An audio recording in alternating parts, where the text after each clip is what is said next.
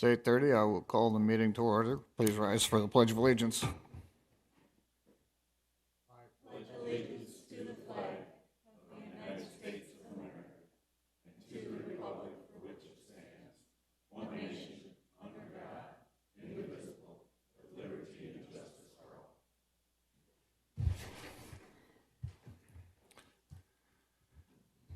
Thank you. Item 3 is an invitation for a citizen to schedule time on the commission agenda for an item not listed. Is there anyone here that would like to add an agenda item? Seeing none, we'll move on. Item 4 is approval of the agenda. Is there a motion to approve or any additions? First of all, no additions or deletions. All right, is there a motion to approve? So moved. Is there a second? Second. Motion been made and seconded. Any comments on the agenda? If not, all those in favor say aye. Aye. Opposed, nay. Item carries. Item 5 is the consent agenda. We have the approval of the minutes, approval of travel requests, approval of personnel action notices, and approval of the human services report. Is there a motion to approve? So moved. Second. Motion been made and seconded. Any comments? Just, Stacy, Commissioner? in the consent agenda on the Will luncheon, it should be, that I'm attending, it should be the November one and not the October one on that form. Oh, we can make that change. Thank you. Yep. Any other comments? Hearing none, we'll call the roll. Pierce, Aye. Boersma, Aye. Krogman, Aye. Jensen, Aye. Bartley. Aye. Motion carries. Item 6 under routine business is approval of the claims. We do have one change or addition I handed out this morning sitting in front of you. It's highlighted. There was just one kind of late claim that got in that didn't, then changed some of the totals at the end for in the welfare department, but that's the only change. Okay, looking for a motion to approve? So moved. Is there a second? Second. Motion been made and seconded. Any comments on the claims? Hearing none, we'll call the roll. Boersma, Aye. Krogman, Aye. Jensen, Aye. Pierce, Aye. Bartley. Aye. Motion carries. Item B is department head reports. We will start with Brian and the highway report.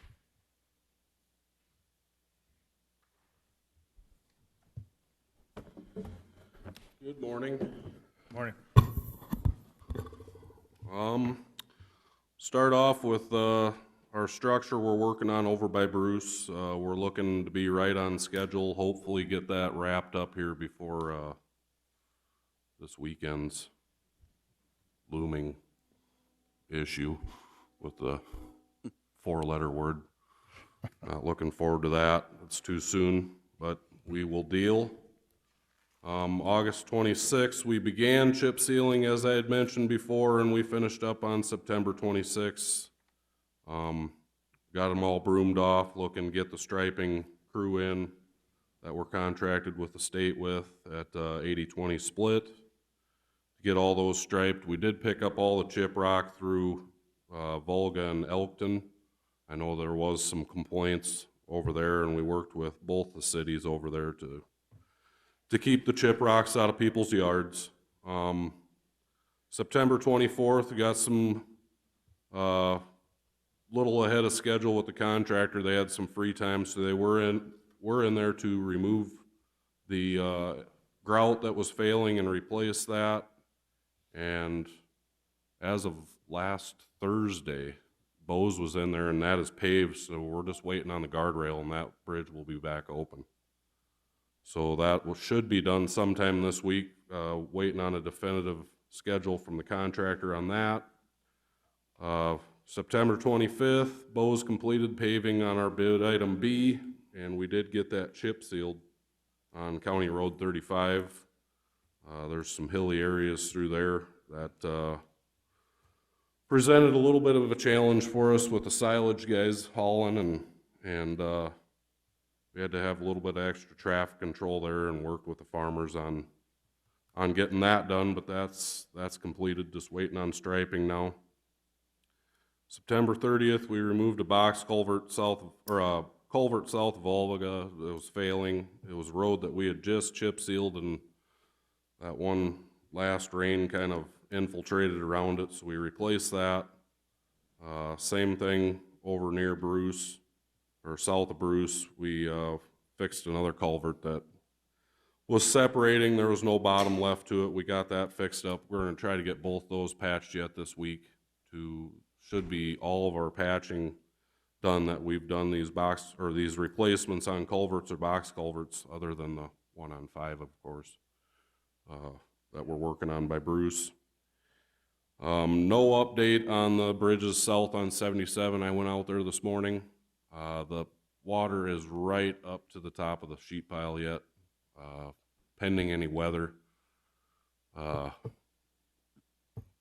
Hopefully they can get back in there soon. Did speak with the contractor. They intend to work through the winter on those. Whether the river freezes up or not, they're going to keep going. They bought ground thawing heaters that they'll, in case wherever they're pouring in with those heaters to properly cure the concrete. So they do plan on working through the winter on both those. So a little bit of an update on that. They plan, they're hoping obviously next year they're going to be completed, because they can't pour the decks until the ambient temperature is above 50 degrees. So once that happens, won't probably be till next year, unfortunately. But I guess that's all I got. You guys got anything? Any questions for Brian? And I will keep you guys up to date on what's going to happen this weekend. So far, I'm sure Bob's maybe got a little more information than I got. Looks like it's supposed to stay west, so we might be on the very edge. All right, thank you. We'll get some more advice from you later on the bridge grants. At this time, I'm going to skip over to Misty for her weed and pest report. Then we'll go back to you, Marty.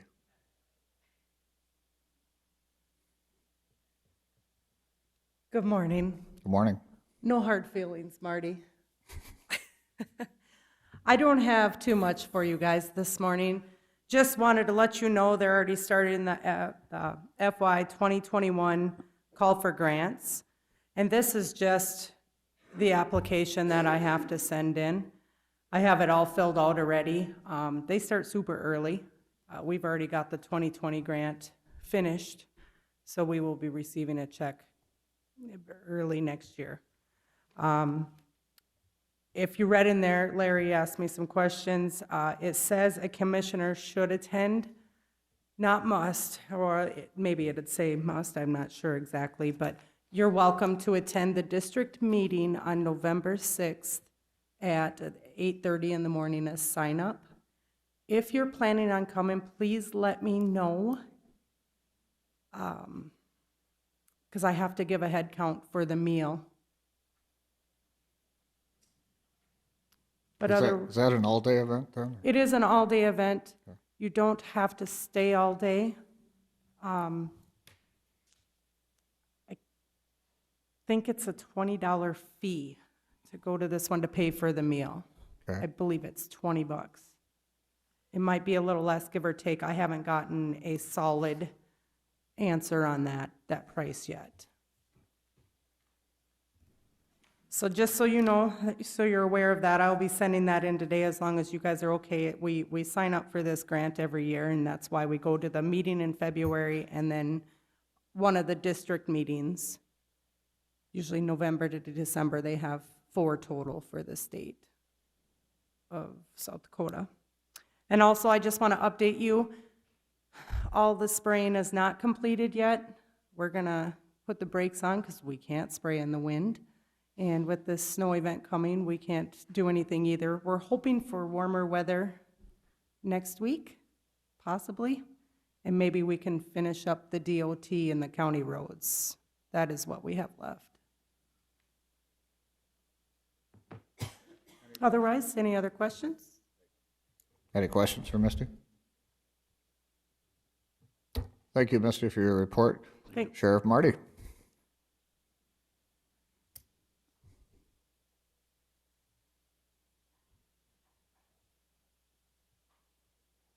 Good morning. Morning. Just I'll try to, got a lot to cover, but I'll try to not to dwell on too much. Anyway, just this quickly, as you are aware of, with the staff has been busy with the stabbing incident, and maybe the state's attorney will have more to talk about it with his reports and so forth. But I just my detective going to have some overtime, which is pretty predictable when you have something like this. DCI is helping assist us with the investigation and interviews, lots of interviews and those types of things to present to the state's attorney. And the city police helped on the initial call. My deputy was on the other end of the county when the call originally came in, and so the city police assist until my deputy got there and so forth. As far as the jail, yesterday I had 40 inmates, today I have 42. So you never know when you're going to get business. There's 8 females, which that's all I can really hold is 8. I have 16 up on work release, that's maximum. That's not maximum, but that's what I should hold up there is 16. I can hold as many as 22 up there, but for square footage, I only should hold 16. And I have 16 males downstairs. So we only have space for 31. By federal standards, we only should have 31 in there. So anytime I'm over 31, I'm out of compliance when it comes to square footage per inmate. And I do that. I let you guys know that because the jail is the county commission's responsibility, and I run the jail and oversee the jail operation. But I think it's that I need to always inform you where we're at. I was at the sheriff's conference, and of course, Bart and myself spent 2 days on jail training and talking about liability, and I think that Brookings can be, well, it has a lot to do with my jail staff, is that I believe we've never been sued in the jail since I've been sheriff, and I think that speaks highly of the jail staff and stuff. And a lot of things that they try to push down as deliberate indifference. And what deliberate indifference, basically the definition of that is knowing something about something wrong and not trying to correct it. And I just wanted the commission, my jail is out of compliance, we're overcrowded, and the commission is doing what they can to remedy that situation, and so I appreciate that for the commission to do that. Just talk a little bit about Hobo Day. When we talk about Hobo Day, if you look at the stats that I give you for Hobo Day, of course, these are individuals that came to jail. It's not all arrests. The highway patrols, university police, city police, and my officers also write tickets out in the field. And so they write tickets and release the person from their police cars. So there's probably, court's going to be busy. State's attorney's office is going to be busy with processing that. So these are individuals that came to jail. So in 2019, 49 individuals came to jail over the course of Hobo Day. And out of those 49, there was 91 charges. And so there's multiple charges, of course. But if you look at the previous years, it's nothing out of the ordinary. When you have 12,000 college kids and you have all the foot traffic out there and things going on, it goes pretty good. The city police was busy going to calls. I know they had some alcohol issues. The ambulance was called out 3 or 4 times for different things, and they were busy, no doubt about it. But the highway patrol ran 2 road checks, Thursday, Friday, and that brings in some congestion because there's 5 or 6 or more officers work in an area, and I think they made 7 arrests out of that area, so it brings all those into my control area, and so it was a mess back there, but the staff was able to handle that. So, and so I'm not going to go through these, but this kind of gives you the statistics. The DWIs, you consider you have multiple agencies out there patrolling and all the traffic. I think over Hobo Weekend they do a good job with Beta Bus. There was many, I can't think, lift cars that come. And there was always people in the lift cars, as I noticed, and there was people in the buses, and so I think they did a pretty good job of not driving over there, So I think says a lot too. You know, at any time, it could get a lot worse when you have that many students. Getting back to the sheriff's conference, we talked about a lot of things, and a lot of things have changed.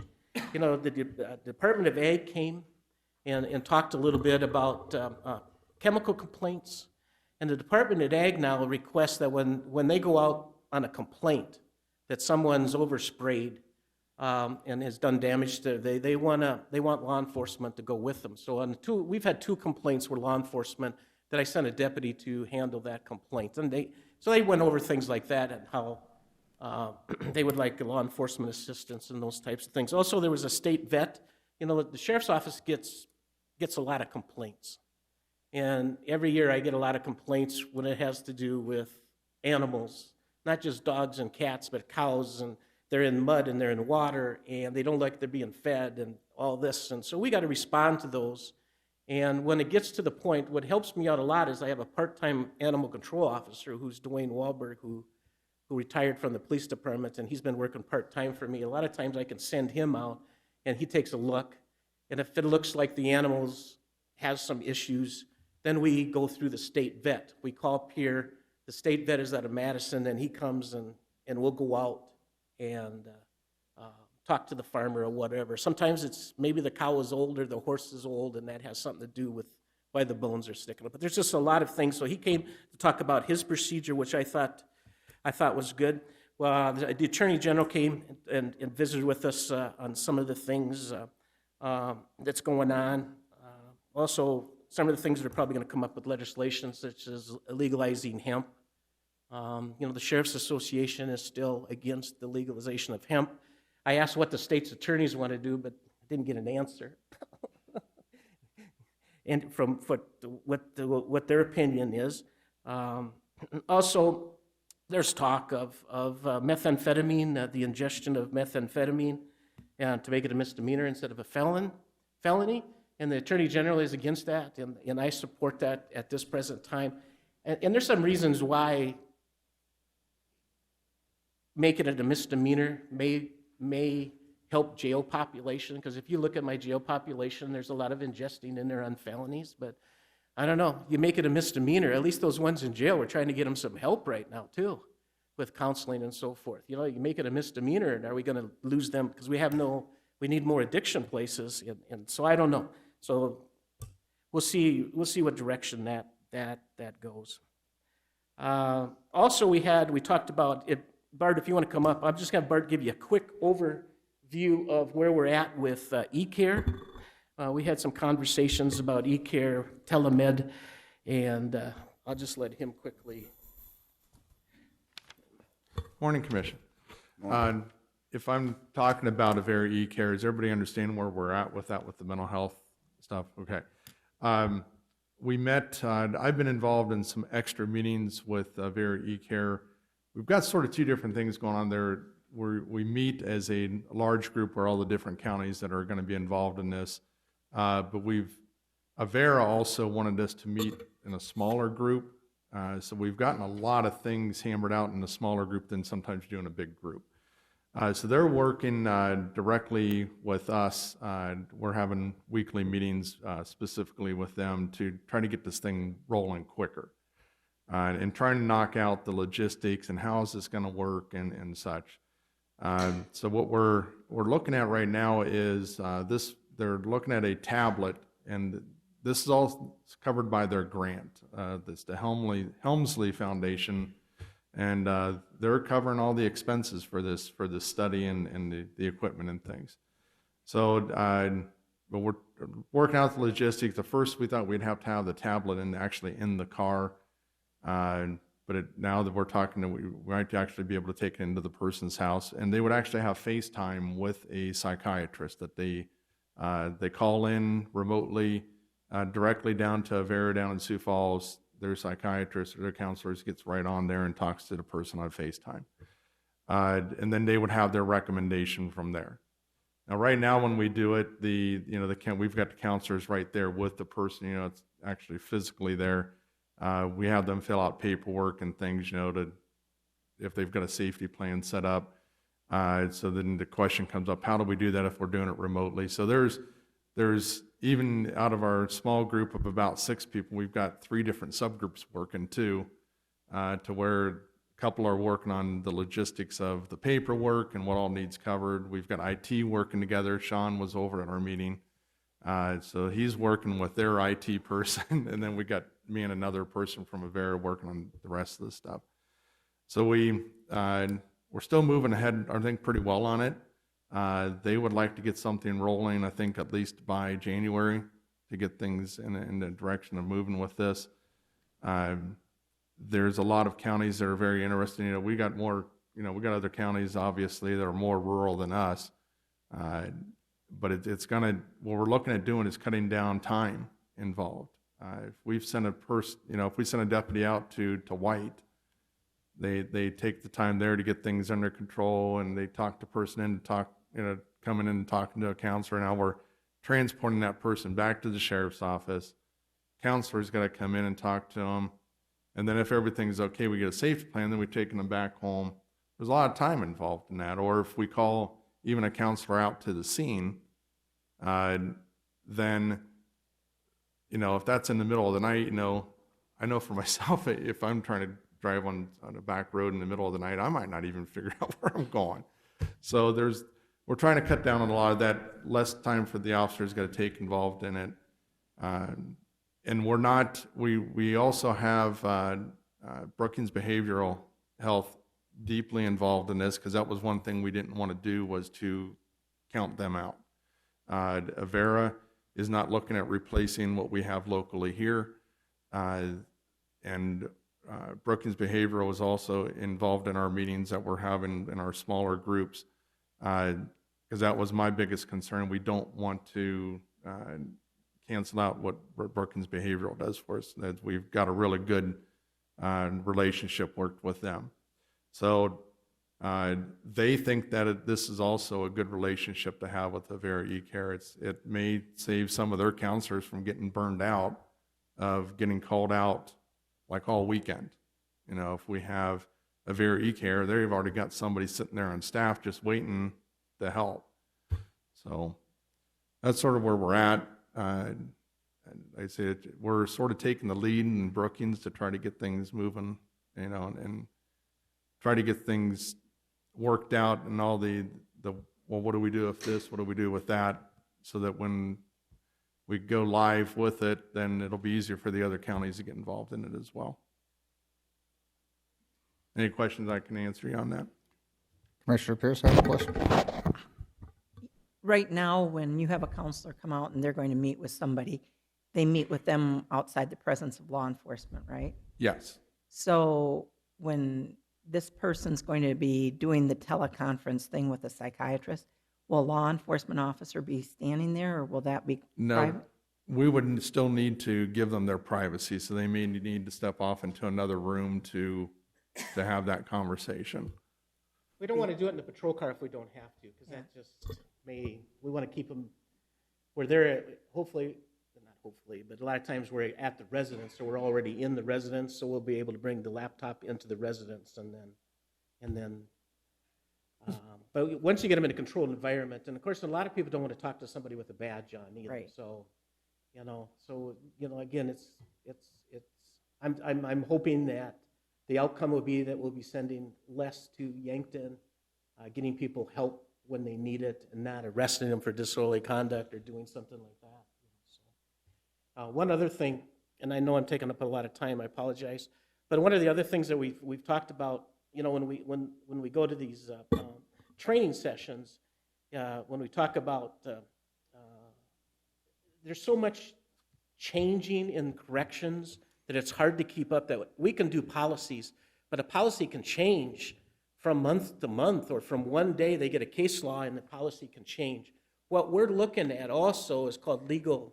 What's the proper term? Legal base. Legal-based policies. Legal-based policy. Watertown's doing that right now, and basically what it is that we're trying, hopefully, that the 29 jails that have jails will think about this. There's a cost to this, and it's a monthly cost, but then they're always sending us updates on things that are happening in the jail world.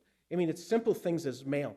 You know, you think that an inmate getting mail or a publication is pretty easy, right? But there's sometimes we should deny that mail or deny that publication just because of what that publication is. But there's certain things that we got to do. We got to notify the inmate that we denied it, and then we got to notify the publisher or the person that sent that. So there's so many things that we can get tied up on lawsuits, and so it's just ever changing. So I think this legal-based policy, like I said, Watertown seems like they're always ahead of the curve when it comes to this. Watertown and Pennington County are always a little bit ahead of the curve, and as this goes on, we're hoping that the Sheriff's Association with the jails, talking about they're coming up with some money for us, and so that probably there might be an initial cost of a couple $1,000s to get going, and then there's going to be a monthly charge. He said the cheapest he could do it for is probably $107 a month, which actually, if it keeps us out of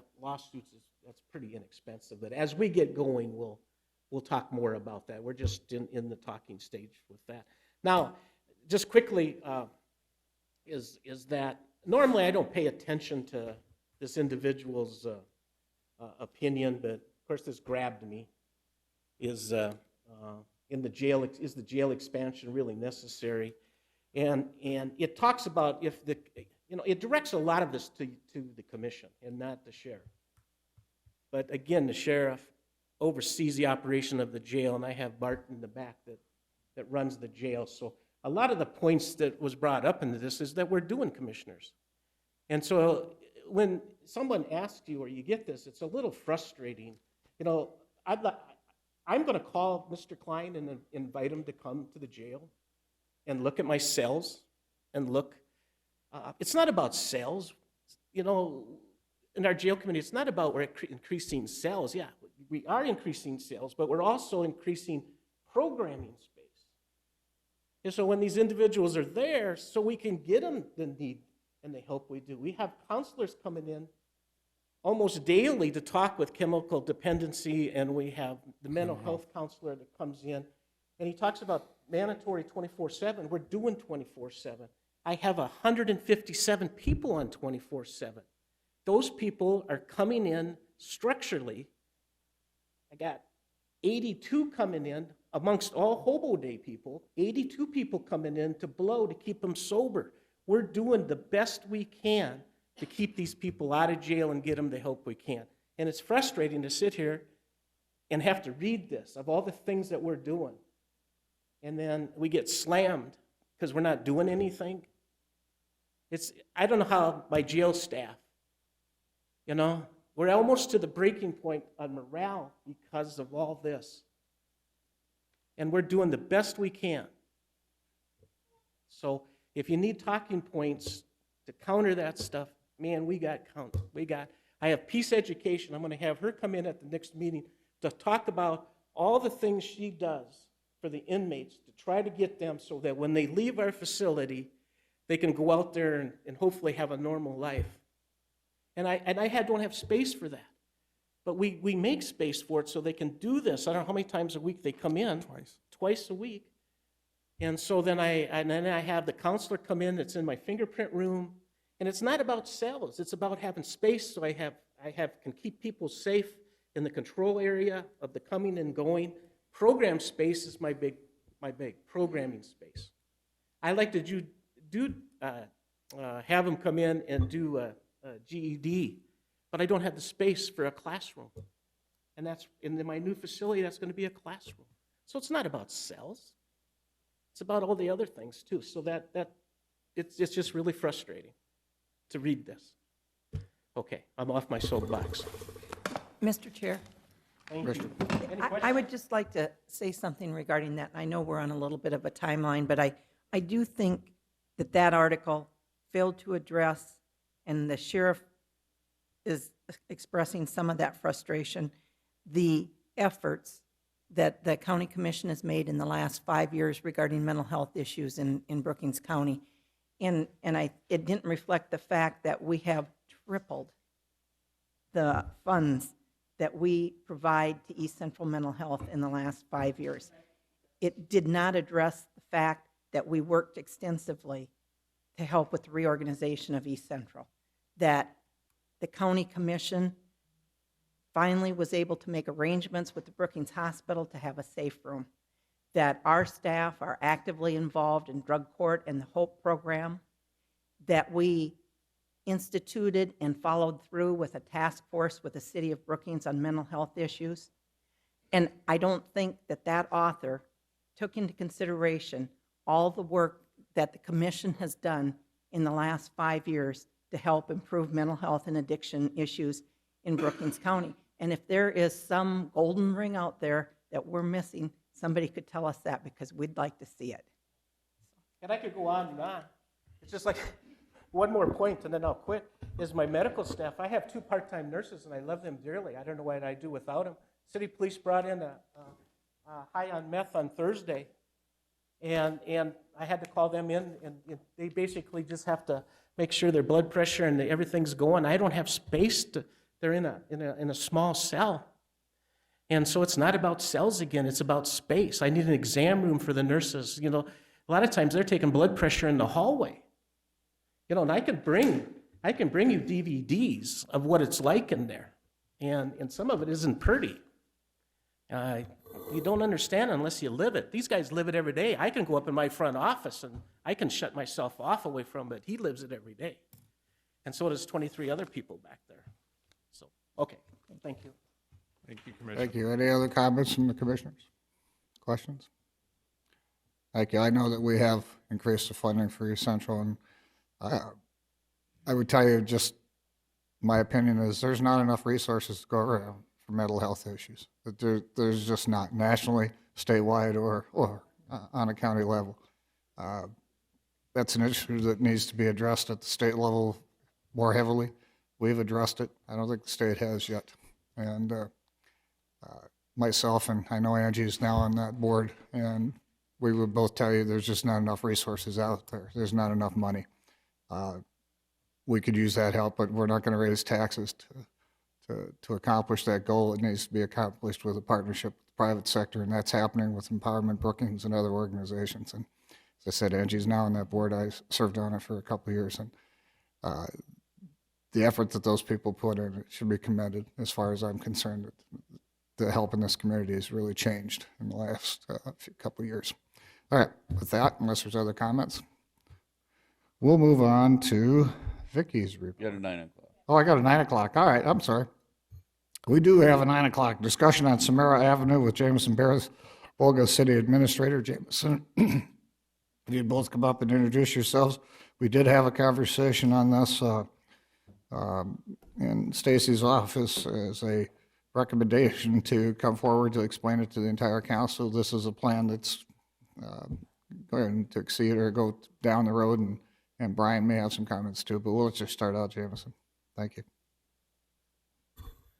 Thank you, Mr. Chair. And if you'd permit a brief aside on the previous subject. I know Sheriff Marty gave me a tour of the jail somewhat recently, and we want to thank, as a community served directly by the Sheriff's Office, thank all of them for their work. We know the dedication and the hard work that they put on every day. And I think getting a tour of the facility really helps to show the need for projects and helping answer that question of, is there a need for jail expansion? So I think I want to thank the sheriff for giving us the opportunity to learn more about that. I think anybody interested in learning more about the project would benefit from a direct tour of that facility. Okay, but that's not what we're here to talk about, right? We're here to talk about Samara. So Samara Avenue comes through Volga on the west side of town. It's a very prime road for us. It's the only paved road other than the highway that goes outside of our community. You guys know it as, I believe, 494th, right? 464th, excuse me, not 30 miles off now. 464th, but we call it Samara Avenue in our community. We've discussed this project for a number of years now, and over the last few years, the area that we've looked at in question would be from 2nd Street to 7th Street, so a 5-block area in our community. The proposed project would widen that road.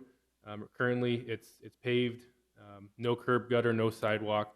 We'd like to widen that to be 34 feet back of curb to back of curb, which would be 29 feet of asphalt. There's a 66-foot right-of-way in existence currently, which would be sufficient to fit that project. That would leave 16 feet of boulevard on either side.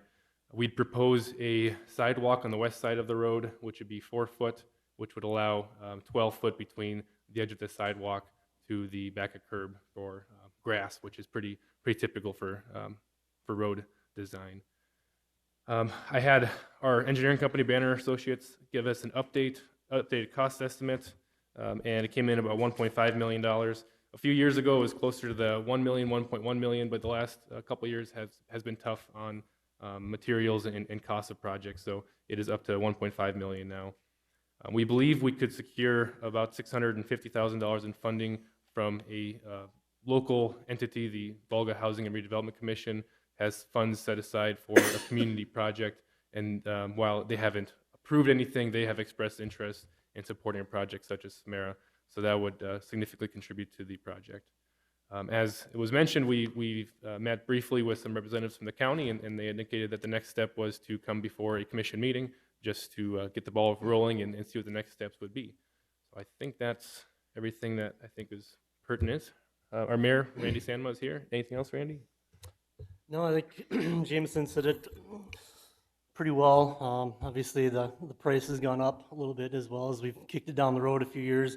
Even before Jameson started, there was conversations about this project, and we just kind of held off, and now the time is right. And one of the things that pushed us kind of forward was a community engagement survey that the city staff put out, and we saw a high number of responses that saw this as a project that could help our citizens, especially safety-wise with our city park, the pool, the county museum are all on Samara Avenue. There's a lot of kids that during the summertime that cross that, and a lot of truck and ag traffic that go north to south on that road. So as a council, it was kind of a nudge to move it finally forward, and that's why we're here.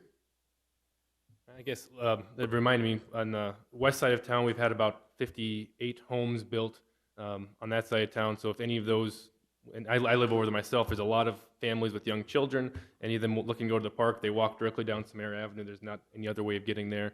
And in relation to the survey that he referenced, I was surprised at the high percentage of surveys that we got back that indicated that this improvement project was a priority for the community.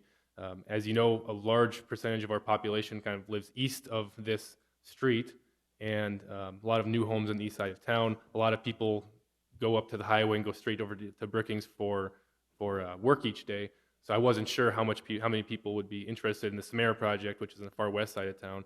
And despite that, it was the second highest thing that came back in our survey, which is a pretty noticeable gap between other ones as well. So it's something that's risen to the top for not only our council, but our community as well. Stand by for any questions. I think one of the things that happened at the meeting that we discussed at length was the transfer of the street to the city, taking it off the highway, our highway map, I guess, so to speak. And I'll let Brian address some of those issues. I mean, it's a process. Obviously, if we're going to be involved in it monetarily, and it's our road, but you know, there'd be the issue of maintenance in the event of this project happening. You know, I'm assuming in the agreement, the city would assume full responsibility for that section. We'd be open to that, yes. Yeah. Mm-hmm. Especially if it's viewed more as a city street built to our specification, the design. But we of course recognize also that on our part requires a long-term financial commitment as we take over the maintenance and repairs of that road, which we are certainly open to. So there's a process we need to go through with the DOT in order to, we're not vacating it, we're just transferring ownership of that property. There had been some questions about access to that highway and access to traffic that may or may not change it. I think Commissioner Krogman had those questions. I brought that up last time, and I have some concerns about that. If you look at that highway and the access to the county residents in the south part, it's one of the only paved roads that gets them an opportunity to get north and get to Highway 14. And so us giving up control of that, you know, to you guys, throws us in a little bit of a tough area. What if you guys put load limits on there? What if you put decide to close the road for something or that kind of thing, we then have the hookup for our county road to the south is blocked. And right now, that can't be done without going, coming through us and stuff, and we could have some type of knowledge and do that. If we give up access to it or give ownership to it, now we lose control of that. And, being a little bit of a devil's advocate, I guess, and I appreciate the work that you've done, and I think it does need to be updated, and your residents want it, and you guys are willing to do it, which is great. I'm just concerned about giving the ownership up for that aspect of it. And so, I don't know if there's something we can put together in an agreement for that any closure of that road or any, restrictions on that road would have to be, brought to the county commission, or something like that, I guess. I'm not saying don't do the project, it's done because of that, but I think we need to make sure we pay attention to that for future down the road. I don't know if you guys have any thoughts on that. Yeah, absolutely. That makes perfect sense. Why you'd want to make sure that you can maintain certain amounts of access for the county roads being able to move that through. We'd be certainly open to that. I don't see any problem with that. I'd even say that in most of those cases, we'd probably have mutual interest too, where we also wouldn't be interested in putting load limits on the road. But of course, you'd want to have more assurances that that would never happen down the road, and we understand. I mean, you're going to have, children walking across that. And I just can see down the road as you grow, which your community is, which is awesome and stuff, that if that becomes more of a center area of the community as things can maybe continue to grow to the west, that you will be saying, okay, we don't want truck traffic coming through our town anymore. And so that concerns me about that coming down the road and how that would be addressed, because that kind of is the way they're going to have to get to town if they want to. You've got the soybean plant there and different stuff, so people from the south, unless they go all the way around to other paved roads, and we kind of want to keep them off the township roads because they're not prepared for that type of traffic and those heavy loads, and that's where we want them on the county roads. And so I guess it's something I just want to make sure we have that conversation before, or you guys are aware of it too, so. Sure. I think we're on the same page, and neither of us can speak for future councils, so whatever we can do to place some of those assurances in place, we'd be open to. Brian, any comments on that? I guess my suggestion to the board would be to look at other communities that have went through this process to gain that information, and I can work on that similar to what I've worked on earlier this year with the DOT on coming up with our resolution to get our county roads solidified. I can come up with some example type of documents that we can both look at. I can provide them to both parties. I was just wondering if you had looked into any community access grants or anything.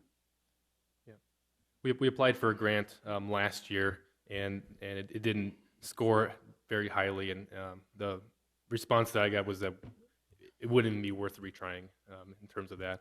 I was hoping that because of the access to the county and the ag traffic that is required through there, it would score higher, but since there's not an elevator something directly on their road, it didn't score as highly as we had hoped. Commissioner Pierce? The 1.5 million, that includes the sidewalk, the curb and gutter, all of that's built into that? Correct, yep. What dollar amount are you asking for from the county? We have no specific requests today. We just wanted to have the conversation get started. I think in the past we've had discussions that would at least entail the costs that the county would incur if you would be overlaying the road.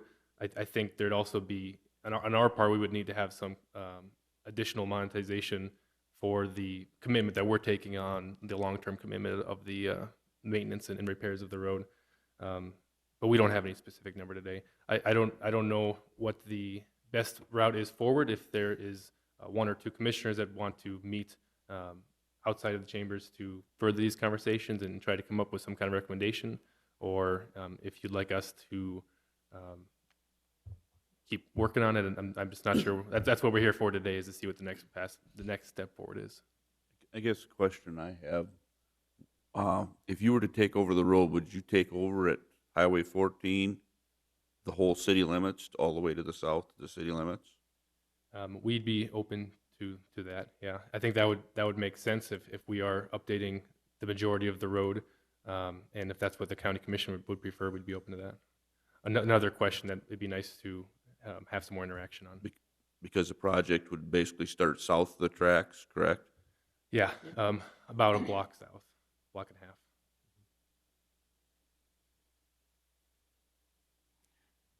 I guess what we're looking for today from the county commission is, do we want to move ahead with the process and allow them to well, obviously expend money to define the project and get us estimates on our contribution? Is there any objection to that? No, I don't think so. Is there a timeline that you guys have that you were hoping to get started and move on, or? Next year. No, I'm just kidding. We understand that we need to work into appropriate timeline for you guys as you look out several budgets in advance. Ideally, I'd like to see this in 2021 or 2022.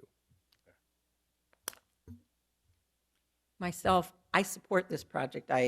You guys gave us that tour a few years ago. It looked like a good project then. We talked about the transfer. I do agree with Commissioner Krogman that we need to come up with some safeguards to protect county residents' rights to travel through there with truck traffic. And I would suggest, and this is nothing we're taking action on today, that maybe Commissioner Bartley and Commissioner Jensen might be the two commissioners that would be most appropriate, unless somebody else wanted to be on it. But this is more in your guys' bailiwick to meet with them and see if we can come up with some other ideas and an idea how much it would cost. Well, and we obviously want the Brian to be involved. And definitely Brian.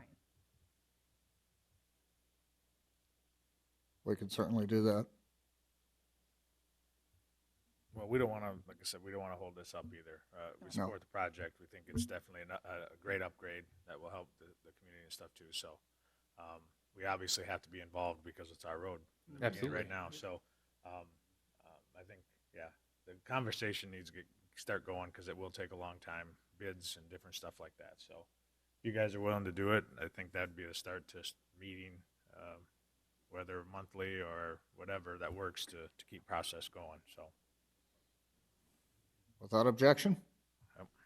Thank you. We'll try and move forward with you. Thank you all. Thank you. Thanks for coming today.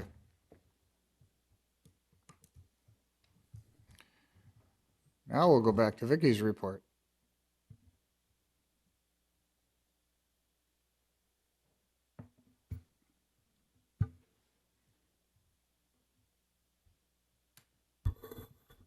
Good morning. Good morning. We are in October and in tax time, so we are getting busy for all the taxes to come in. And one change that we've had that is on our online payment of taxes, we did have the option of using a check or ACH when you enter your check number, your routing number. That has been taken off our site because a few days down the road, it didn't matter if you typed the right or wrong number, it would accept it.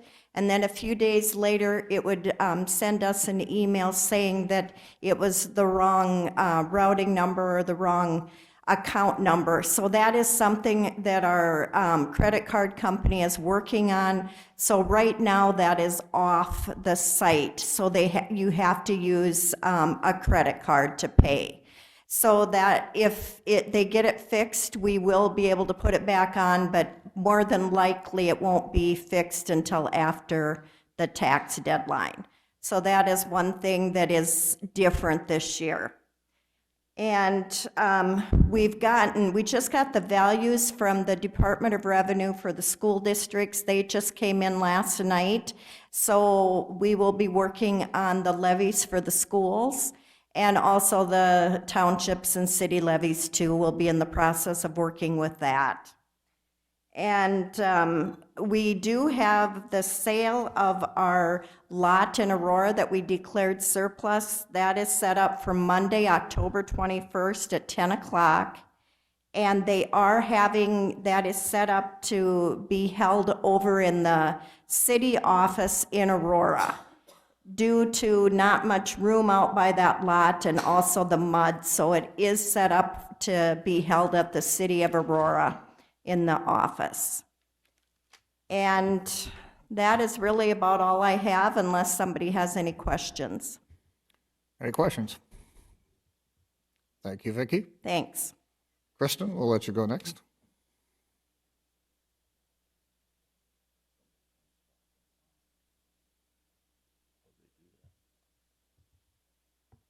Good morning. How are you guys?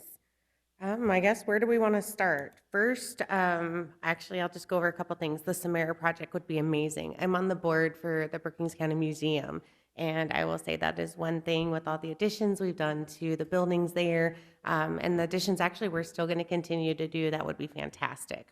The jail, can I say my 2 cents? My husband works there. Hobo Day was awful. There were so many people coming in, even with the staff they had, they could not keep up.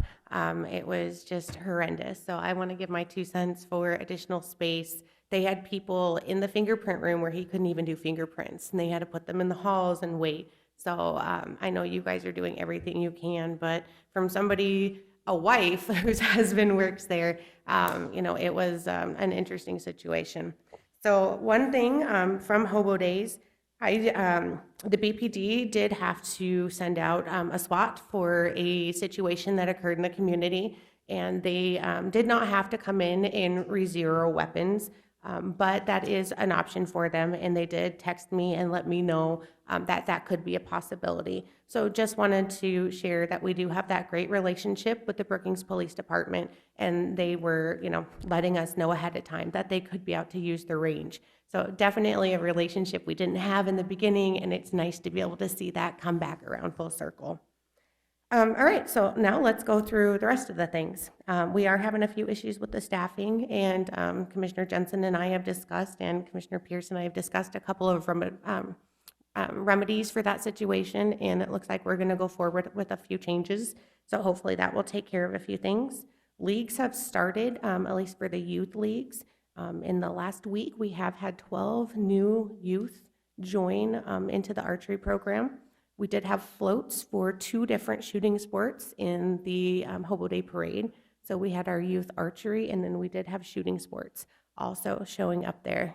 So fantastic there. The parking lot, I don't know if everybody has heard, but I've still talked to Jason. It's still a go for 10/21. So the 21st of October, we will be shut for an entire week. And the reason we're going to shut everything down, the north side is being paved, of course, but we also have lead mining coming in to remove all of the brass from the gun range. That'll take 2 days, and then they're going to fill with new rubber. So that way we are completely back to the original rubber that we had in the range when we opened. We're also having total maintenance systems come in, and they are going to restrip the floors as we did when the commission first took over the building, and they're going to do that in the classroom as well. The classroom, of course, gets the most usage, and we want to make sure for guests and, of course, events that happen in there that looks pristine. So they're going to come in, they're going to restrip that floor out in the center, and they're going to restrip the classroom. That does not limit access to the 4-H building once the lead is mined. That first Monday, that the 4-H access would be limited because of the large truck that's going to come in to catch and fill the debris. After that, they still have access through their vestibule into their room, but that main concourse, of course, is being stripped and then refinished that way. All right, let's see. What do we have next? The SDSU ads. Did anyone attend the Hobo Day game? No? Oh, well, shoot. Then you didn't get to see our ads. We were one of the sponsors of the Hobo Day game. The Brookings County Outdoor Adventure Center was. We will also have 2 other games at the football games that we will be sponsoring. And the new ads that we have next game playing do show Game Fish and Parks as well as 4-H in our buildings. And then we will be sponsoring, I believe it is January 16th, we will be sponsoring the wrestling match between us and University of Iowa. And then we will be sponsoring the USD women's basketball game the next day as well. So we will have free tickets to be able to do, we're going to probably do them as giveaways, people coming in. So that is our SDSU. We also have our pumpkin chuck-in coming back. Now, realize we are going to make sure we are not putting the pumpkins into our brand new asphalt parking lot, but we do want to make sure we're showcasing that we no longer have a mud lot, that we have a great new paved lot. We're partnering with some of our tourism partners with the Children's Museum, and they're going to have crafts and stuff for the kids to be able to make ahead of time. So that way they're building little trebuchets and some stuff like that to also go along with our big pumpkin chucking outside. Two more things, and then I will let you guys not hear me anymore. We have had a couple issues with our payment systems, and that is in regards to our National Guard contracts. The way we have to process our payments has changed. We use the same system countywide, and we are not able to run the credit cards in the manner we had before, which was we got authorization for 2 transaction charges. One is for the actual transaction, and one is for the credit card processing fee. However, that is not the way we are able to process anymore. So currently, I have about $8,000 outstanding that I am not able to process. We are working with Vicki and we're working with the auditor, but I want you guys to be aware that we are having that situation that we're having to work with. Also, Sean is involved to try and see what can we do to either have an online option, do something along those lines so we can limit that. But if anything is brought to your attention that we're currently not able to process that, everyone is aware, National Guard is aware, and we are trying to work through those challenges since our payment system, they changed the way we're able to process things. So we do have that outstanding, but we are all working pretty diligently to try and make that be resolved as quick as possible. Okay, I think that is everything I have. Do you guys have any questions? Any questions, Commissioner Pierce? Game Fish and Parks, they're okay with the closure? How does that work for their offices? Actually, Rocco is gone that entire week, so he is fine. And Jeff is in the field right now due to hunting season. And actually, that is opening weekend, so he's fine. So everything's going to work out? Everything is good. And what's the date for the pumpkin chuck? Pumpkin chuck-in is November 9th. November 9th? Thanks. Yep. It's a second Saturday. We will go ahead and swap. We will have open ranges that day as well. So that is a great way to get everybody in too. Any other questions? Do you know what time? Yeah, we're gonna, contest starts at 11, or setup starts at 11, excuse me, contest starts at noon. And we will have prizes for up to 12, so 12 and under, 12 to 18, and then the adult category. And I was told somebody is bringing their potato gun. So. Any other questions? Any Anything other else, Marlene? comments? All right, thank you very much. Thank you, Kristen. Mr. Hill?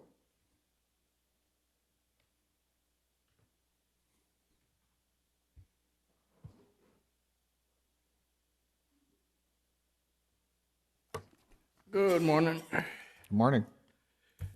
We'll start with the 1st of October. We had a planning meeting. It went well, and we have some plats later on in the agenda we'll discuss. October 2nd, we had a disaster after action review, and from the September 11th and 12th and 13th and in that time frame event.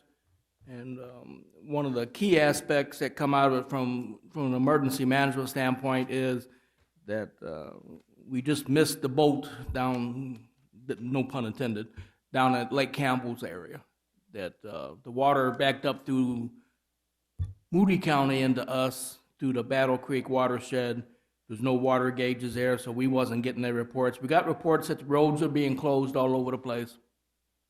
But so we didn't issue our sandbags out until later in the event. And there's some, so we're gonna have a discussion in the future on releasing the sandbags and who does it, when it can be done and things like that. So that's the biggest outcome from the after action review. You know, Sheriff's Office was there, and the Highway Department and County Commission Department was there, and it was a good after action review, and it's good to back up and see what could be done better in an event such as this. And along with that, we'll just, from that event, the state of South Dakota asked us to obtain damages throughout the county from the period of September 9th up to September 26th.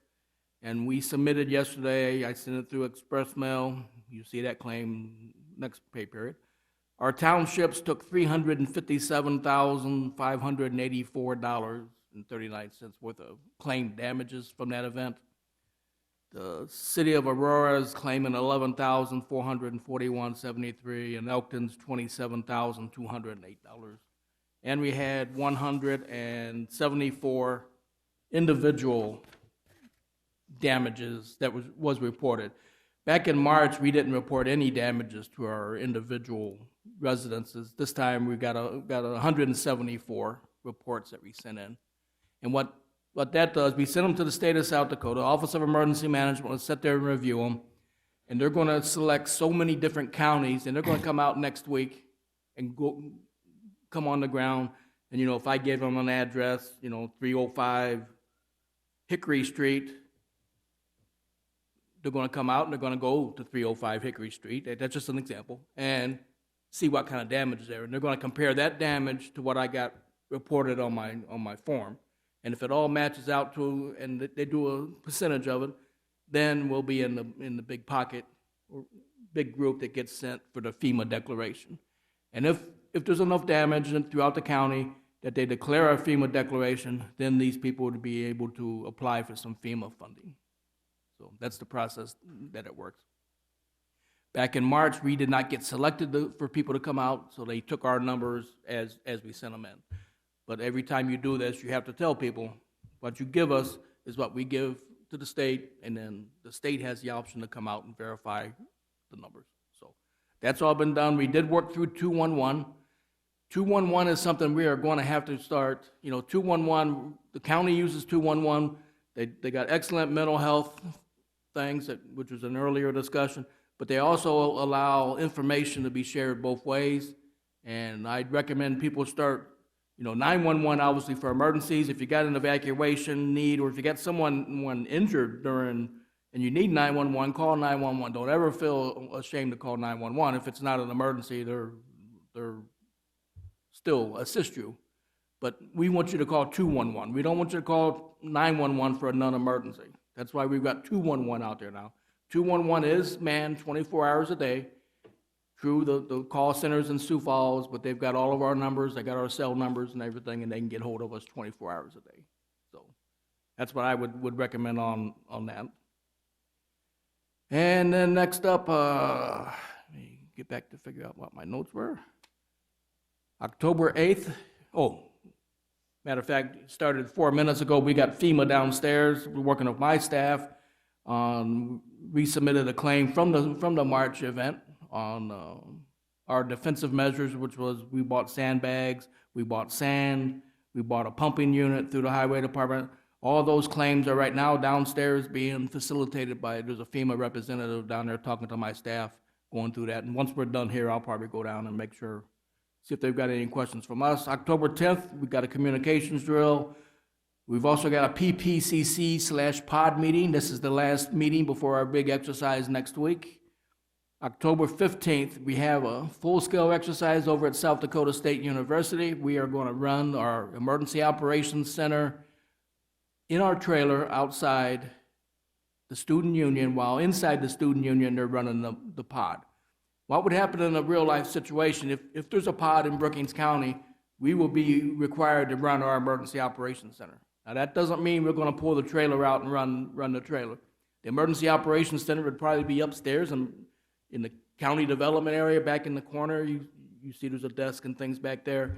That's where the EOC would be set up, and if I needed something from finance, I'd call downstairs. They'd send someone up to help me. If I need a press release, I'd step next door to Ms. Stephenson, my PIO, and her staff would get everything out. The only time we would actually go relocate to a true EOC, like over at the police station, is for the big, like a tornado event or something where you actually needed the security where no one can come in and out. That's when you use your Emergency Operations Center. To manage things like a pod, points of dispensing, they need the security where they're giving the flu shots and things like that. I don't necessarily need it. Because all I am doing, all the Emergency Operations Center is we're relaying information from the points of dispensing. It comes into our Emergency Operations Center, and then that report gets straight sent to the State Emergency Operations Center, which is the Mickelson Center over in Pierre. All right, October 16 and 17, we do have a South Dakota Planners Association Conference in Brookings. My office will be limited manned at the time, more than likely closed most of the time, but we'll obviously, if someone has an emergency, we'll be accessible. But 16 and 17, 17th is a field day trip. We're going to go up to, we're not going to have a lot of time on the field trip, but we're going to take them up and show them a wind tower control center where they control several different wind farms out of one building in Brookings County. And then we're going to stop by and show them a dairy operations just real quickly. Our radio repeaters, they have been installed and they're actually being tested at this time. They installed them starting on Monday of last week, and I've been hearing the test yesterday, so they're still working out the bugs on them. But the repeater in White should be installed. I did hear radio. I heard handheld traffic coming down from White yesterday in my office.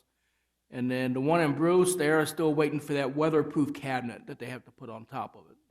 And that cabinet is similar to one we did at Sinai when it's sitting on top of the elevator. When you put this sensitive communications equipment on top of an elevator with the grain dust and all that, the equipment won't last very long unless you put it in that controlled cage, apparently. Wind gusts up to 40 to 50 miles an hour on Friday. Granted, it looks like the snow, and I've been sending it out, anytime I get a National Weather Service update, I've been sending it out to all the commissioners and the department heads. On Friday, we're looking at wind gusts of 40 to 50 miles an hour. If there's any snow at all, they very well could pull in a blizzard. Watch at a minimum. I think there is some blizzard stuff up north of us. Right now, they're not calling for that here, but it's still only Tuesday. The wind chills are going to be in the teens and 20s, and it says the heaviest snowfall right now will be in the western and central South Dakota. And other than that, we got some stuff on the agenda coming up, but are there any questions? Any questions? Commissioner Pierce. On the people that were able to file or let you know of damages on residences, has their deadline passed? People that are listening on TV, can they still submit stuff on that, or is it too late? It's too late to submit for the submission going into peer, but by all means, we want it documented, because if we do get individual assistance, then there'll be another opportunity to turn all that in. Okay, so people can just watch and information will be coming out, and they Yes, can ma'am. submit for damages for flooding? Yep. Okay. Right now, we're in the phase where they're evaluating everything, and as it goes along, just like townships, townships gave us a estimated number of damages, but if there's actually a declaration made and they've got more damages, then they can claim those also for the event. The main thing to remember is this event is for between September 9th and September 26th. Those are the dates that we're looking for. So if you tell someone where this happened in April, it's just not going to qualify. And then I had one other question on the pod. Are they doing flu Yep. shots again for the? Yes, ma'am. Okay, thanks. Oh, I'm sorry, I didn't. I said on the full-scale event at SDSU, the pod, are they doing flu shots again? Oh, yes, ma'am, for the college students and the workers for the pod. Thank you. You're welcome. Any other questions? Hearing none. Thank you. Bob, I'm going to just make you stay right there because Yes, I sir. think our next action involves your comments. So we'll move on to item 8, regular business. Item A is an action to approve resolution number 19-47, a resolution declaring a state of emergency. Is there a motion to approve? So moved. Second. Motion been made and seconded. And Bob, could you fill us in on that? Yes, on this one, obviously we had an extremely large, Sioux Falls, South Dakota took a tornado hit in September 9th and September 11th, or whatever day Sioux Falls got hit. And then on September 11th, it started raining in Brookings County, and basically it did not stop raining until later on September 12th, so a 2-day rain period. And then it takes time for all the water to back up on all these watersheds, such as, Armadillo Creek watershed just got You know, there's over, one township turned in $150,000 damage just on township roads. The rain hit us, and then as that water started going down to the Big Sioux River, that's when the flooding started, massive flooding started, and we had 2 communities in the county that had issues with municipal facilities, municipal utilities backed up and caused massive flooding in several basements. And that's why on the declaration we are asking, let me see, public damage and individual property damage on this resolution. This resolution has that individual damage added to it, whereas the one in March just had the public infrastructure. Okay. Any questions? No questions or comments? We'll call the roll. Krogman? Aye. Jensen? Aye. Pierce? Aye. Boersma? Aye. Bartley? Aye. Motion carries.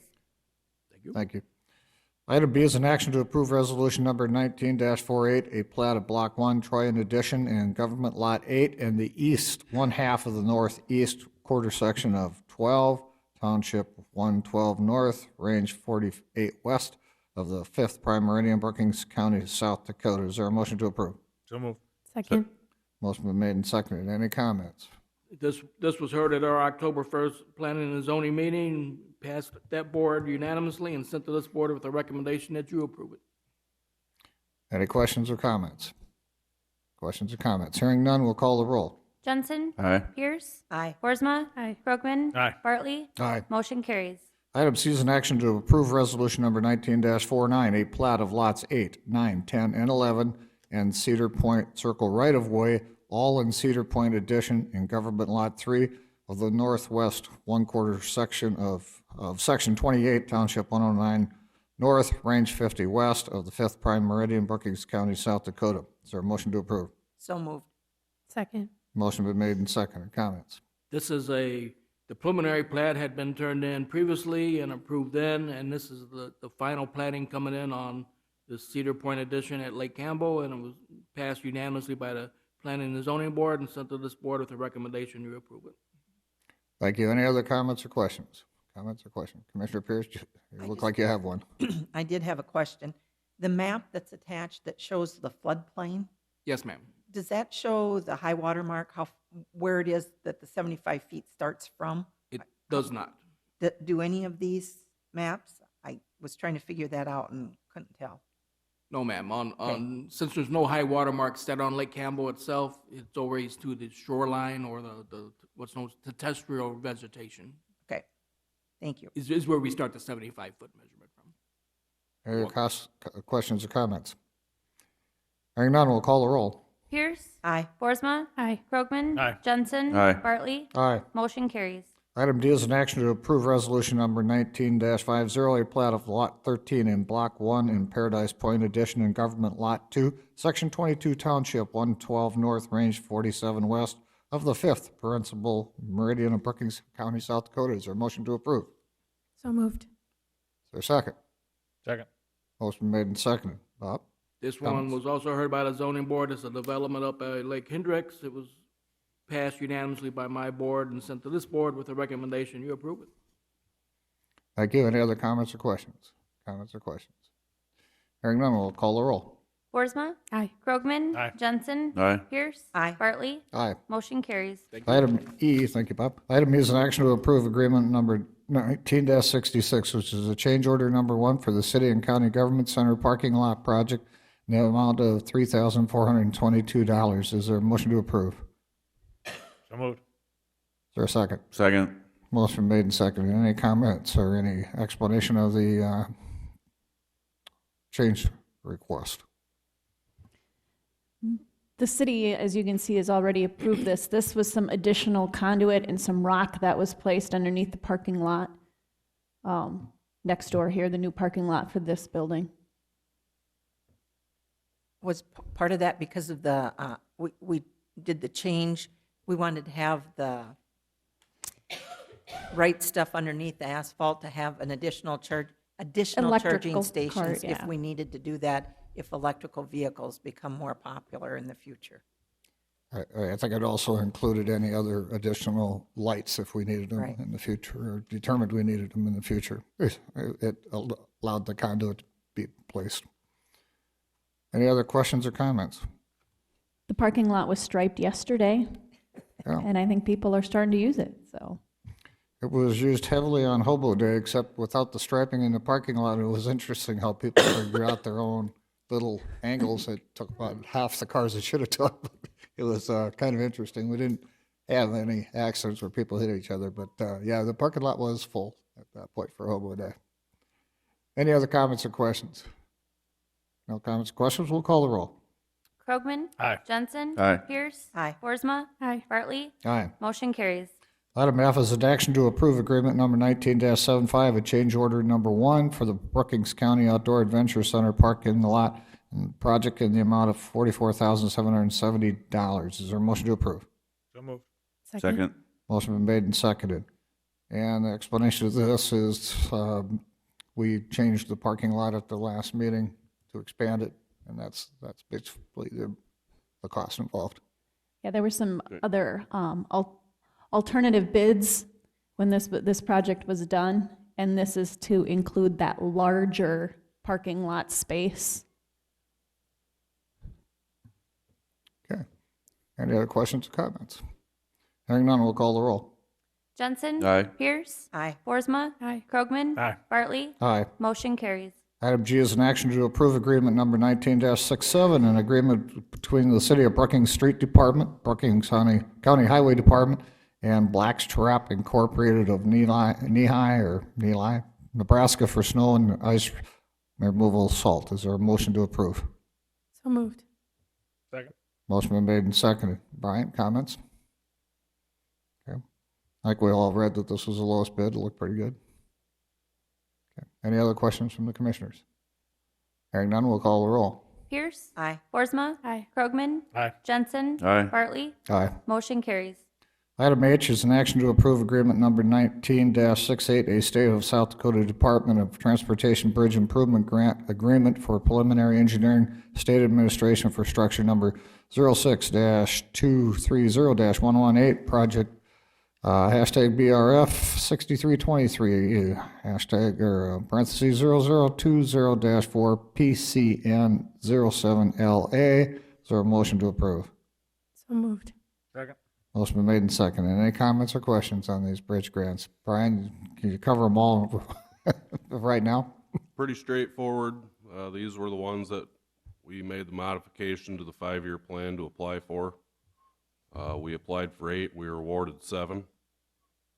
This is basically to get some on the shelf so we can continue to go after as much funding as we can get. All right, that's your report covers item H all the way through, looks like item N. All right. Any other questions or comments? Just those things that are in that contract that we certify, did somebody check to be sure that we've got all of our ducks in a row on those things? Brian? Been working closely with Banner on these, and they're assisting us with those portions that we need to provide. And I guess in particular, the conflict of interest policy that item number 10 references, I don't know that we've ever seen that. Have we ever seen that particular document?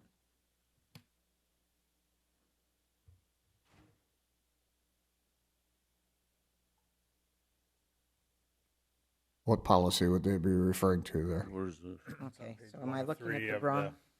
It's on the Page screen. 130, yeah, right there. I'm fine on this, but I just wonder if that's a document, since we're certifying that we've got it, that we should take a look at. I don't remember ever seeing that. I believe there's a conflict of interest portion in our employee manual.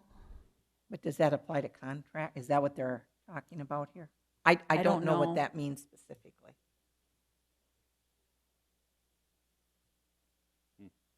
Look into it. I'll make sure we have one. I think we do. I think I've read it somewhere. We have an employee conflict of interest, but I'm thinking this might be a contractor conflict of interest. I don't know what that means. Okay. Any other questions or comments? So we're ready to vote? All those in, or call the roll, I'm sorry.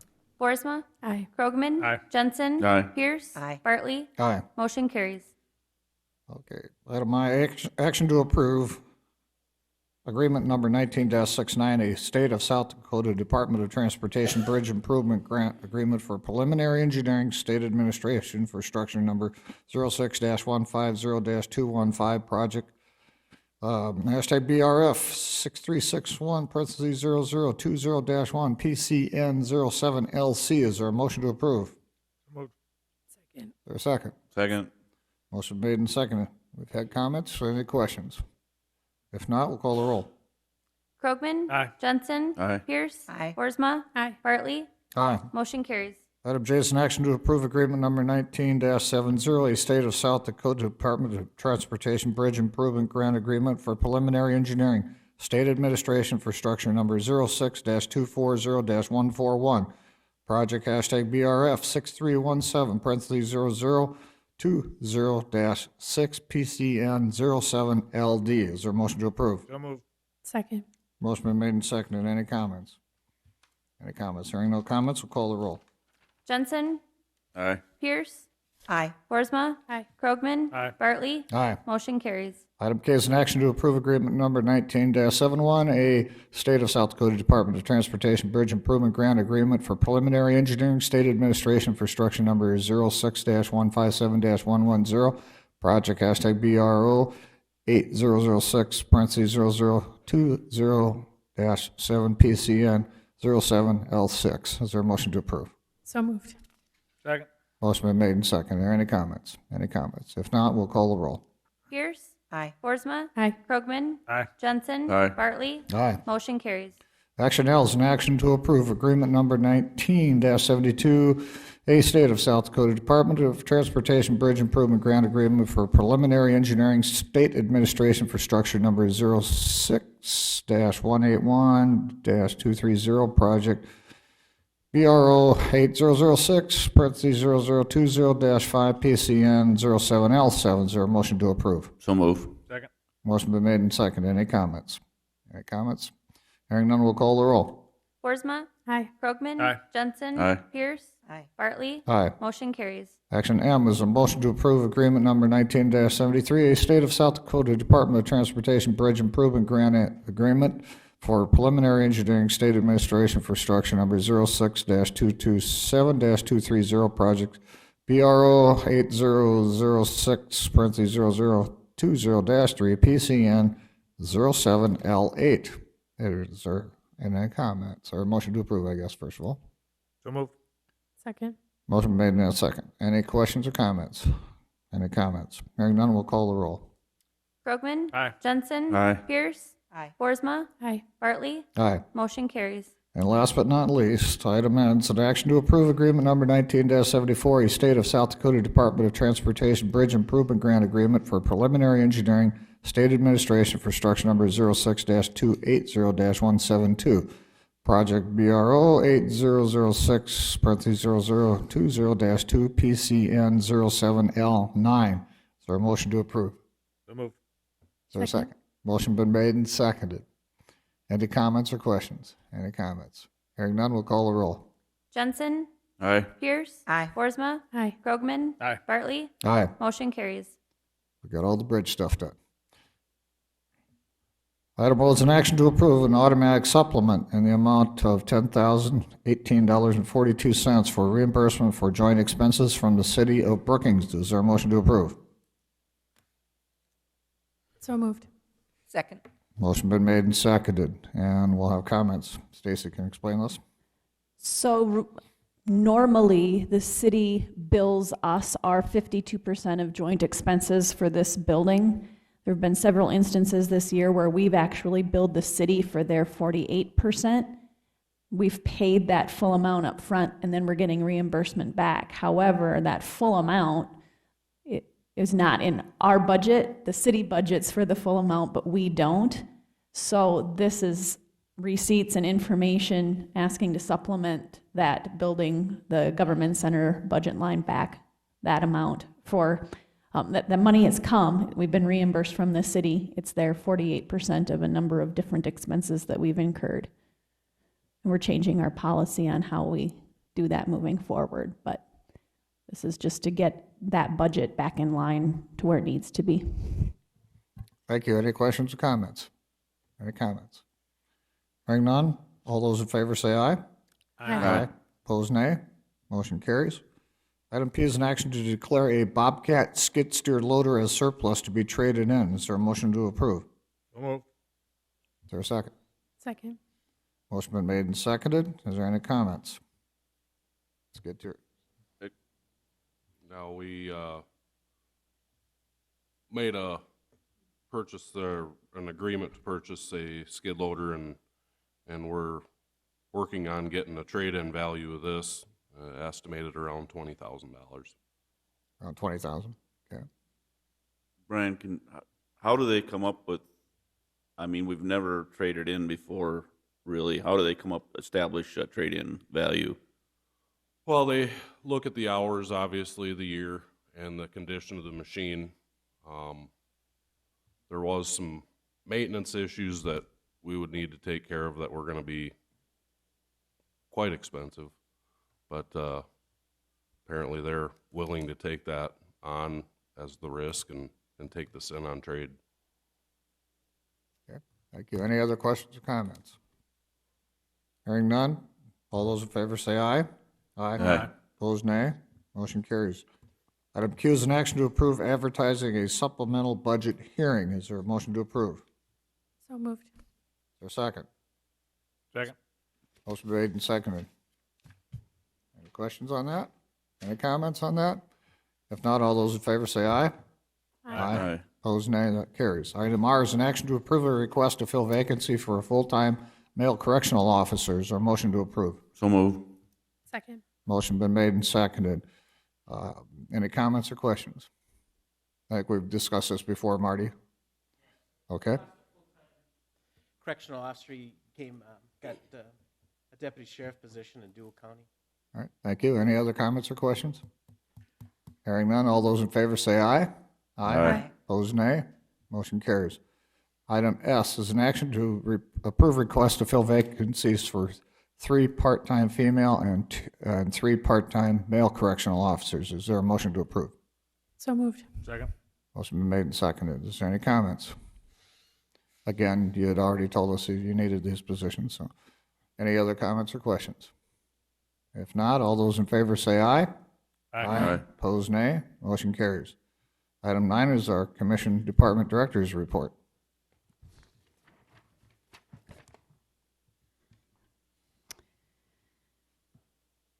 Let's see here. The general fund surplus information for August, Vicki had presented that as part of the finance office report, I believe at the last meeting. You can see we're at just over 23%. You can see the kind of the 9-year average as we've been keeping track of that. We're right at the 9-year average for August, so we're right where we need to be. Also, there is going to be a pictometry lunch and learn.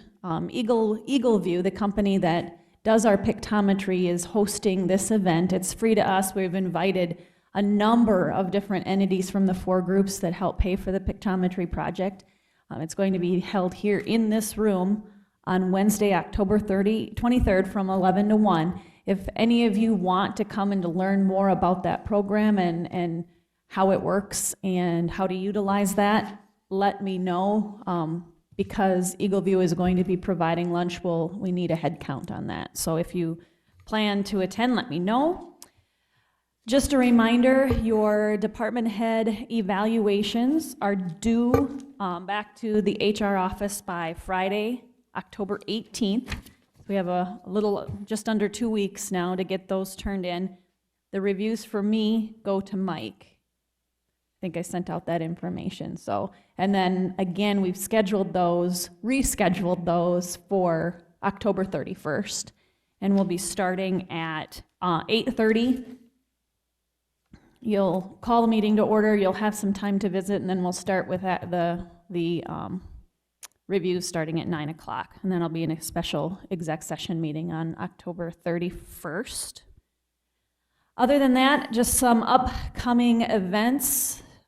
Tonight, there was the Sioux Valley Energy Take Action Forum.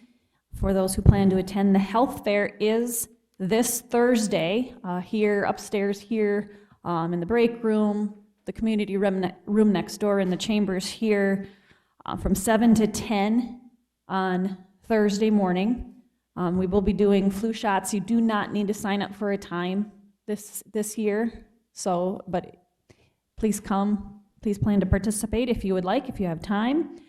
Vendors will be here. For those of you that weren't able to attend our open enrollment meetings last week with Wellmark, they will have representatives here if you have any questions.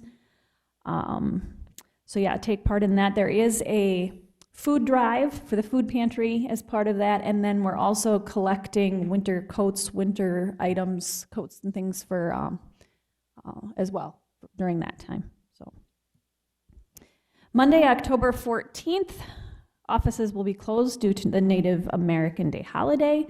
We do have our jail work session on October 15th, Tuesday, October 15th, next Tuesday at 9:30 next door in the community room. You'll be seeing an agenda come out for that later this week. The South Dakota Planners Association Conference, Bob had mentioned October 16th and 17th. I know I've heard from a couple of you that plan to go to that event. The Innovation Summit is 9 to 3 on October 17th at Wilbert Square.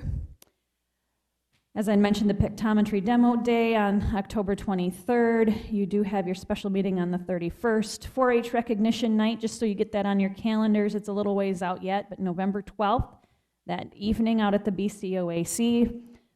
And then one item that came to light after my report went out on November 20th, Wednesday, November 20th, is the next 10-county meeting in Beetle County. It'll be in Huron. I don't know where yet. It'll start at noon, but when I get that information, as it gets a little closer, I'll be able to share the agenda and get the venue out to you. I don't know, but I wanted you to get that on your calendars out ahead of time, so because I was given that date. So that's all I have, unless you have any questions for me. Any questions? If not, we'll move on to item 10, our state attorney's office report.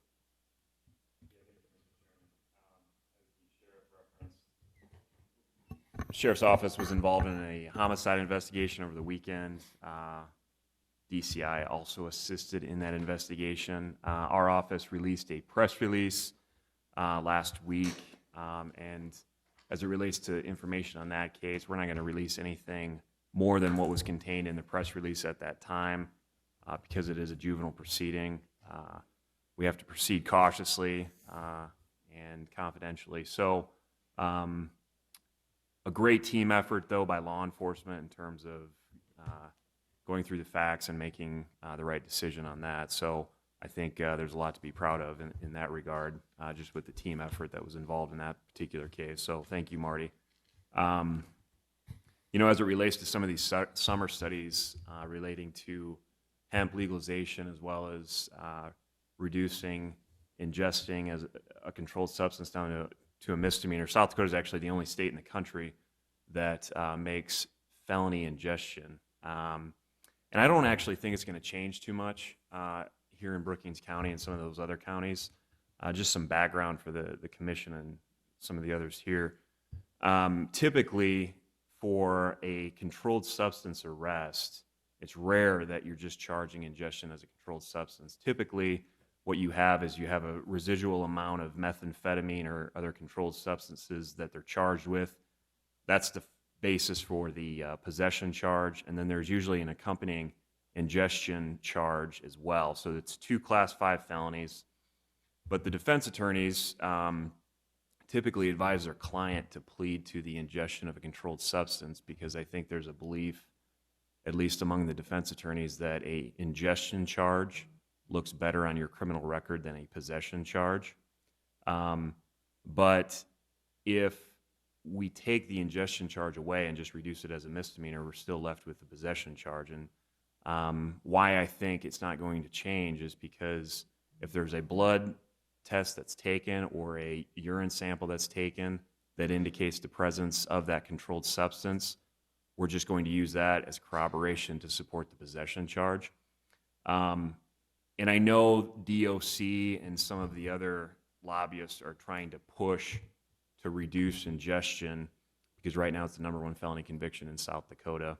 And so there are individuals that have gone to the penitentiary for ingestion, and they want to continue to reduce the penitentiary numbers and put that back in the counties. I think that's a conversation certainly that's been taking place for the last 5 years, but it's not going to affect too much on how I charge it. I think even if they were to take that away, you'll just see the possession of controlled substance felony convictions go up, because we're going to use that blood test or urine sample as corroborating evidence. So we'll have to see how that goes. Any other questions on that? Yeah, I mean, we continue to be busy. I think towards the end of the year, I'm going to start releasing more numbers for this year in terms of both felony convictions and misdemeanor convictions, and how that relates to the previous years. I think there's interesting numbers to look at. We can certainly talk about that in the evaluations in the coming weeks. You're trying to find what the objective criteria is for the crime trends here in Brookings County, and I think it's similar to what we're seeing across the state. So looking forward to discussing those as we move forward. Any questions? Any comments for State's Attorney? If not, thank you, Dan.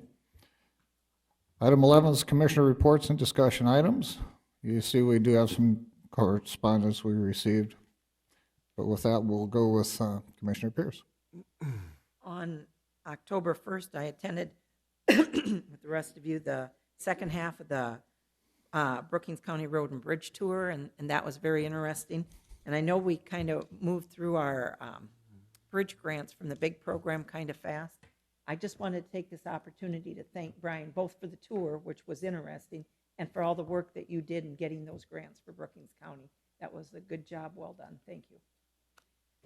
On October 2nd, I attended the BEDC quarterly meeting, which was focused on manufacturing issues for this quarter. I attended the October 2nd after-action review that Mr. Hill already reported on. Went to the health insurance presentation on October 3rd. That was good information. I do think that we maybe need to be proactive in getting more educational materials out to our employees about how the new plan works.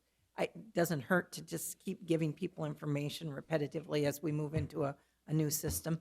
Hopefully, they were going to look at the possibility of allowing employees to sign up for that website during our health fair, and I don't know if that's actually going to happen or not. I think that was something that, yeah, I know they were discussing that and having that opportunity available. So for those of us that are not real computer literate, they will set us up and have us up and running when we leave the health fair. So that would be a good thing for everybody if we can make that work. Attended the Hobo Day breakfast and parade with the rest of you on October 5th. For breakfast, I had the opportunity to sit with Commissioner Chris Nelson from the South Dakota PUC, and he told me that the state PUC now has moved toward requirements, some specific requirements for decommissioning wind towers, and then subsequently sent a web link to me this week that I forwarded on to Dan and to Bob that shows what it is that they're doing. And he said, I can't remember, it was Dole County or Grant County, has adopted those decommissioning requirements by ordinance. And that if we're interested in looking at that, we should look at their ordinances, because it pretty much has what they've got in there. And as we're doing our ordinance review, when we get back to that, maybe we can look at some of those decommissioning issues. So that was really a very helpful breakfast. The other thing, I've had a couple of meetings on the 20th Street interchange, and the reviews are currently in progress in Washington. If any of you, because I know some of our senators and our governor is going to be here, not in the too far down the road future, and if you're talking to any of them and want to say thank you for your support on the 20th Street interchange project, that would be really helpful. We're trying to get people to make calls. Thank you. That's my report. Thank you. Commissioner Boersma? September 25th, we had an ICAP board meeting again here in Brookings, and one of the major topics of discussion was some reorganization of the services that are provided through ICAP. And there will probably be more information forthcoming, but the gist of that conversation was that the transit program is being very critically looked at in terms of ridership and its ability to be self-sustaining and supporting. So that may have some changes coming up. September 26th, attended the Mayor's Awards presentation. The 5th was part of the Hobo Day Parade and breakfast festivities, things like that. And then yesterday met with the state's attorney to review the latest draft contracts on the CMR stuff. Thank you. Commissioner Krogman. Yes, September 26th, attended the state land auction that was held in this facility, and it worked out pretty well, it looks like. And so I know they were appreciative of being able to use the facility, and thank you to Vicki for being the clerk of that. And they've got all those properties sold and moved on, and private individuals now own them, which will be good, going on the tax rolls, which is good. So I had a good showing. There's quite a few people here too, and a lot of interest. So 30th, we had a joint meeting between Beta and the school district about a joint facility for bus garage, servicing facility, and the whole works there. And basically what kind of came out of that is Beta has already applied and has been approved for a grant to hire a consultant to help with that process. And they're in the process now of Brookings School District going to their school board to put together a letter of understanding, a memorandum of understanding between the two entities of moving forward and the focus of moving forward. And so I actually just got a draft from Brenda yesterday to look over that, and then we'll be sending that off. But she'll be presenting it to the Beta board coming down the road here, and then Dr. Will will present it to the school board as we move forward on hopefully a joint facility. There are going to be some hurdles. You're talking about a school district, a government entity, to a nonprofit, and the nonprofit will be looking for federal grants, and there will be more requirements on that federal grant compared to what the school will have to go through in their build and stuff. So hopefully we pick a facilitator or a person that is familiar with that type of situation of a joint facility, but also the federal rules and guidelines for grants and all that kind of stuff. So that is still not done yet, but if we can get that memorandum of understanding passed by both parties, it'll be a good step in the right direction to move forward. So, but there will be a lot of hurdles, and so, but it's a good start. So that was a good meeting. Then that evening, I went to the Brookings Health Board there, and also talked about their arrangement with Vera Brookings Clinic and how that works out and why they're in that arrangement. And basically, it seems to be working very well. The doctors seem to be very happy, and the facilities. The Vera Clinic is not a money-making venture, but the collaboration between the doctors and the care, I think, leads to better care for all of the people, and also to keeping a lot of the operations and the tests in Brookings rather than sending them down to Sioux Falls. And we've seen a lot of the good stuff from there, and it seems like they're going to move forward on that. So that was a good update we got from the CFO on that. So that was a good meeting. Moved on to our highway tour on the 1st, which again was very informative to be able to see those bridges and those projects. I appreciate that, Brian. Second, we had another Beta meeting. This was our board meeting, and we've decided to still continue not providing the weekend services. It seems the churches have been able to fill in to those people that wanted to get to church, but it's just the reasons we stopped it before have not changed. Getting people to work on the weekends, the funding, the loss, the cost what it is, nothing's changed from when we stopped it before, and so it doesn't make sense to add it if nothing has changed. So we will continue that. Now that doesn't mean forever that we're done with that, but if there's a way that we can get it to work. We would love to provide it, but right now it's just a business decision that we're just not able to provide it on the weekends. So that was the gist of that meeting, and then also made the Hobo Day parade and breakfast. So I'm done talking. Commissioner Jensen? On Wednesday, September 26th, I attended my first weed tour. Misty and some fellow board members, which it is a mandatory tour that the board has to do. We were able to go out and look at some problem areas, and actually going to start some enforcement on a couple of individuals out in the county. And I didn't realize it was such a lengthy process to start an enforcement on certain individuals, but it was a very learning experience. And thanks, Misty, for driving and providing vehicles. So on the 28th, went to Conservation District breakfast, and then on the 1st, the highway tour. Thanks to Brian. The highway tour. After I got back from the highway tour, we had an extension board meeting, and there was a huge thank you for to all the commissioners for supporting the judging team going to Kansas. They were impressed that we did that, and a big thank you. On the 2nd, had a conservation district meeting that morning. On the 3rd, I attended the health insurance meeting up here at the courthouse. I did come back at noon. Thanks to the event committee for lining up I believe they lined up the dinner in the south parking lot. It was a good meal out there. And on the 5th, I did breakfast up at the SDSU and walked in the Hobo Day parade. That's it. Thank you. Let's see, September 26th was the First District meeting up in Watertown. We are a member of First District and help finance them, and they help us with a lot of projects. And there was their annual report, election of officers and renewal of the contract for the administrator. And all that went well. Same officers will serve again for another year. At the end of the meeting, we also took a tour of the new office this First District is building on the north side of Watertown. It was a decision made by the board several months ago to proceed with their own location. They've been running in the same building in kind of downtown Watertown. They've had some issues with the building.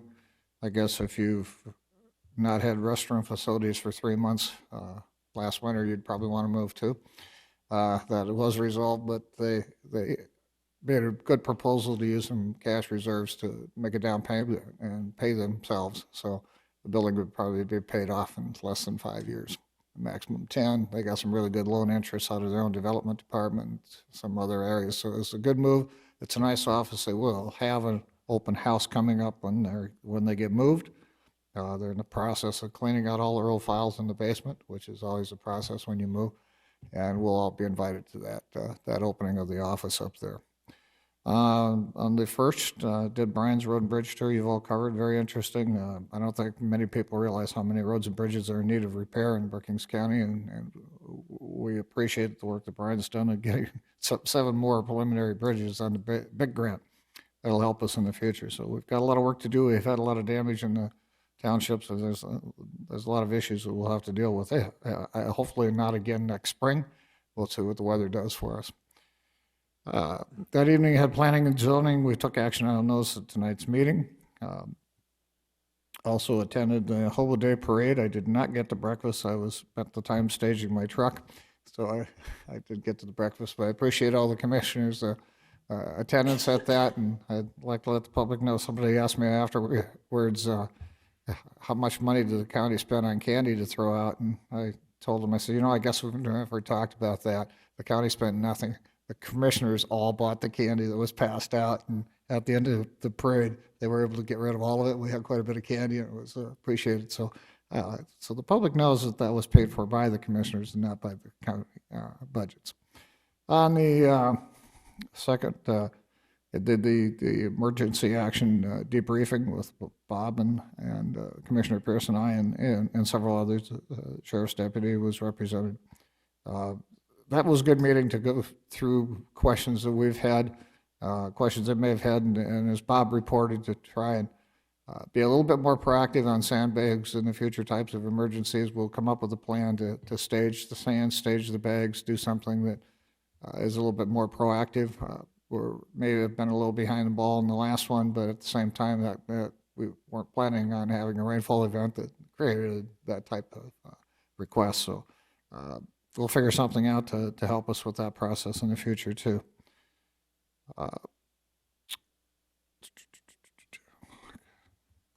I got some really scribbled notes here, so you'll have to give me a second. I believe that's it. I did attend the BEDC meeting with Workforce Development also. It was great to see all the manufacturers that presented themselves at the meeting. The meeting room was full. Yeah, and it's always good to have them know that we've got their back, so to speak, on economic development. So that would complete my report. I got to go back to the other thing. I think we're moving now into executive session in accordance with South Dakota Codified Law 1-25-2, parentheses 1, parentheses 4, personal and contract negotiation. Is there a motion to enter into executive session? So moved. Motion been made and seconded. We are moving into executive session. All those in favor say aye. Aye. Aye.